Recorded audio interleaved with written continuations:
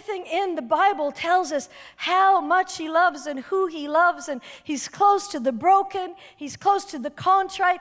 God is absolutely in love with man, and nothing can stop him. And you know, even through the cross, he's saying, Father, forgive them, for they know not what to do. And after he descended into hell, you know, and set free a host of captives, Ephesians 4, when the first thing, you know, when he came up, he just wanted to be with his friends again.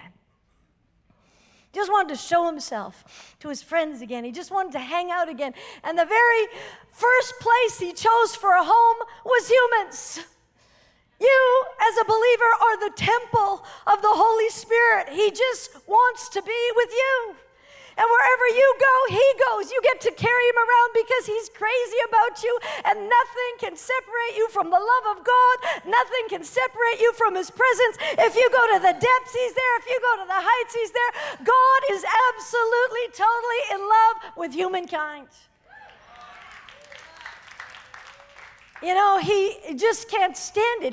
He's beside himself. And even when you read the book of the Revelation, you read the whole thing, all the stuff that's going to happen, you find at the end of the book, you know, the New Jerusalem. Where is it going? Like, we often think like heaven is some place way over there. But I am telling you, heaven to God is to be with you where you are. And at the end of the book of the Revelation, you see the New Jerusalem descending. It's coming right back down here. It's coming right back down, and it lands. And when it lands, it says, behold, the tabernacle of God is among men, and he will be their God, and they will be his people. That's what he wants. For the joy that's set before him, he just wants to be with you. I'm telling you, he loves you. He loves humankind. He loves us. He's not worried about any of the sin. All we have to do is come to him. All we have to do is believe on him. All we have to do, and then, you know, his love language is that we learn to love like he loves.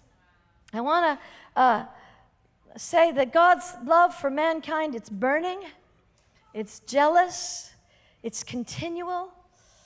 And a very famous prophet, Bob Jones, had a life and death experience. It's on one of the Open Heaven CDs where he describes it. And when he got to heaven and he was lined up, you know, going to go into the presence of the Lord after he literally had a death experience and died before he was sent back down, there was only one question that Jesus asked him. And the one question was this: did you learn to love? That's the goal of our life, is to learn to love. The goal of our faith is to love. Paul says it. I'll quote it in a few minutes, but this is so important to God. It is so important to God, in fact, that he tests how much we love him by the second commandment. By how much we love one another. I want to read this to you, John 13, a new command. Not a new suggestion, not a new good idea. A new command I give to you. Love one another. As I have loved you, so you must. Another imperative tense, must love one another. By this all men will know that you're my disciples. Everybody will actually know you're a Christian if you do this. Love somebody else. Love one another.